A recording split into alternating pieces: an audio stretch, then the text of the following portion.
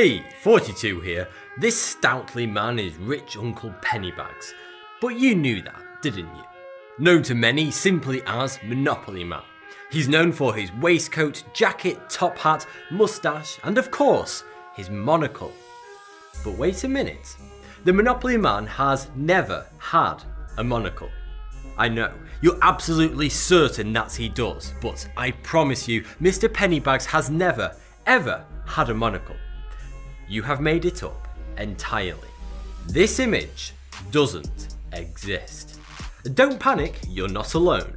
The vast majority of people are absolutely certain that they remember the Monopoly Man with a monocle. So what's going on here? Well, these people and possibly yourself have all fallen victim to the Mandela effect.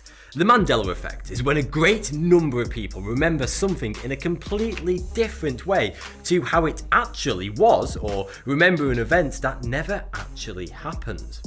You know those times when your mind betrays you? You are certain it happened that way, but the facts say otherwise. It happens to us all, and psychiatrists have a word for it: confabulation. A confabulation is a disturbance or distortion of a memory. But some people say there's more to the Mandela effect than a simple distortion of memory, and the real reason that millions of people's memories are betraying them is far more terrifying and sinister. The name Mandela effect is named after the man himself, ex-president of South Africa, Nelson Mandela. In 1962, Mandela was arrested and thrown in jail for 27 years for starting a workers' strike at a time when South Africa was led by a minority white rule with an iron fist. Black and white were segregated. This was the apartheid. A large number of people around the world vividly remember seeing footage broadcast on television of Nelson Mandela dying inside prison during the 80s. They even remember seeing his funeral live on international TV. Of course, this isn't true. Mandela was released from prison, became president, and died in 2013 at home. So what's going on here? How come millions recall seeing his death in the 80s? Well, it's the first big mystery that coins the term Mandela effect. People are constantly discovering new examples of the Mandela effect. In recent years, many have come into the public eye via the internet. One of the most spine-tingling is the mystery of the Berenstain Bears. The American viewers among us will remember a series of children's books from the 60s onwards. This lovable family of bears was a significant part of everybody's childhood in the US. There were over 300 books in total, and not to mention a TV series in 2003 that went by the same name, the Berenstain Bears. But here's the truly shocking thing. The Berenstain Bears never existed. Sure, there was a cute family of bears, but they were actually called the Berenstain Bears with an A. This has seriously messed with the heads of millions of Americans because quite literally everyone knew it as the Berenstain Bears. Many have said it's down to the creators changing the name at some point because Berenstain sounds less Jewish than Berenstein. But the name was never changed. It was named after the two creators, Stan and Jan Berenstain. But something eerie is definitely going on here.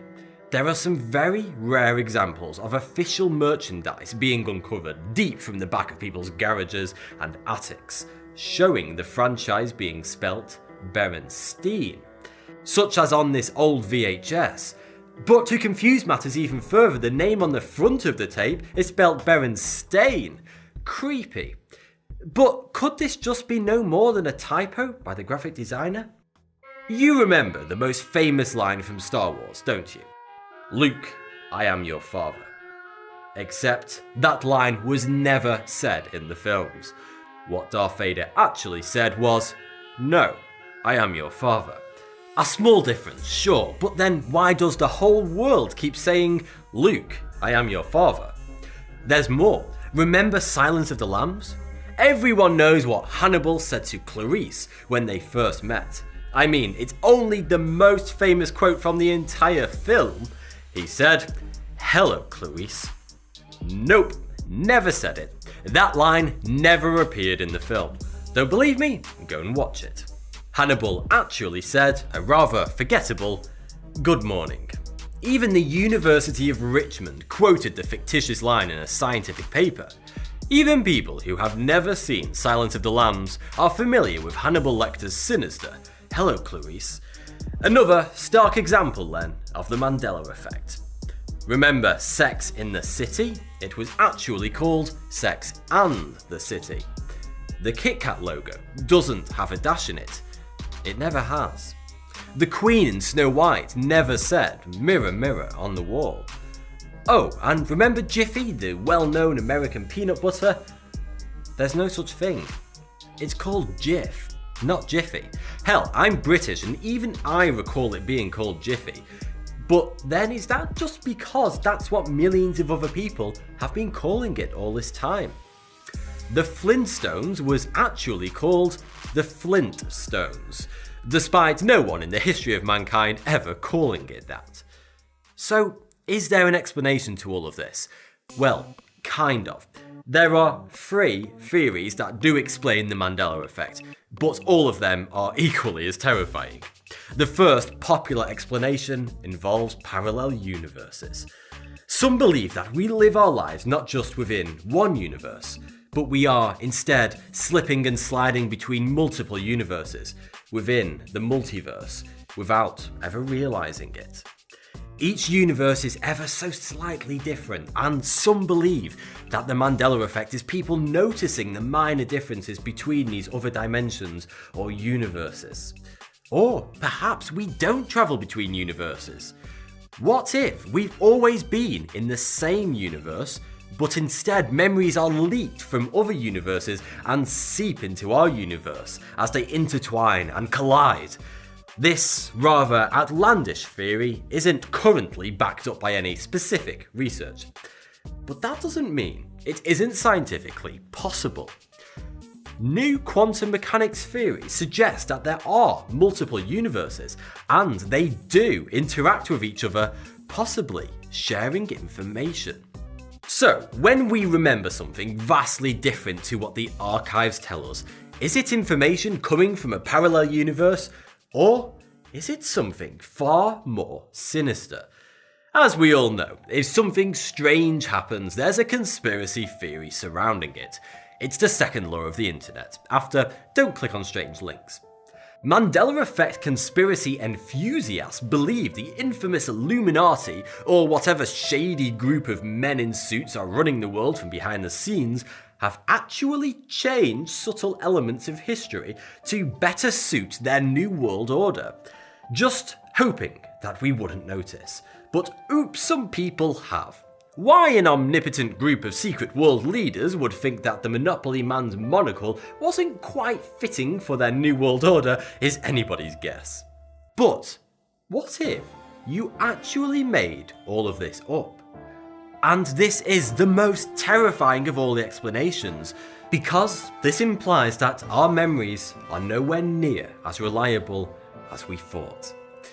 Yet, what I'm about to tell you is by far the most scientifically accepted explanation for the Mandela effect. Psychologists say that we remember these events, books, films, and images so vividly differently to how they actually are because we've all created false memories. What do you remember most about your childhood? Is it what you ate for dinner each night or what you watched on TV?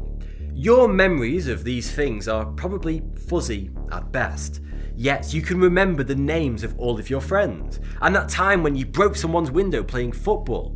You probably remember all the times you were naughty, and that's because you talked about those events afterwards with your friends. Your parents talked to you about it afterwards. You received punishment in relation to that event. Conversation is arguably the most powerful memory creator there is, and talking about an event after it happened creates far stronger memories than whilst the event is actually taking place. Memories are created by connections forming in the brain. Your brain is full of cells called neurons, and connections between them called synapses. Imagine a neuron that represents a window and another that represents a ball. As a child, the moment you kick that ball through batshit Bob's window, a physical synaptic connection was created in your brain between these two neurons, thus forming a weak memory of the event. But then, when you tell your mates about how you just broke batshit Bob's window, that connection actually gets thicker, strengthening that memory. Then, when your mum confiscated your Game Boy afterwards, the connection grows once again. But it goes even further. Every time you recall that memory from here on out, the connection gets stronger. By simply remembering something, you are strengthening that memory forever. Of course, this also means that if you remember something wrongly, every time you remember what actually happened, you are instead strengthening the incorrect memory that's already there. This is why we can't see past our memories. Our brains tell us that they are unquestionably reliable, but we have no way to know whether that memory was false to begin with, until someone comes along and tells us or shows us that we have remembered it incorrectly. This is called false memory, and it is by far the most likely thing that's causing the Mandela effect. In 1974, psychologists Loftus and Palmer showed 45 students a clip of a real car crash, then asked a question. How fast were the cars going when they hit each other? The range of answers were vastly unreliable, but it was also discovered that by changing the wording of the question, also completely changed the people's answers. Those who were asked how fast were the cars going when they contacted each other gave a much slower speed than those who were asked how fast were the cars going when they smashed into each other, demonstrating just how unreliable memories can be and how our conversations with others can distort our memories. Mandela didn't die in the 80s like many thought, but in 1990 he was released from prison. The event was significant and was broadcast on TV across the world, with millions tuning in to watch. There was a large state procession on the streets of South Africa to celebrate his release, which many Americans and others remember watching. But such an event could easily be misconstrued to have been a funeral procession. Nelson Mandela's name was nowhere near as famous back then as it is now, so people may not have paid much attention to what was actually happening at the time, thus creating a false memory that he died. The Berenstain Bears was read by school kids who couldn't give a toss about proper spelling.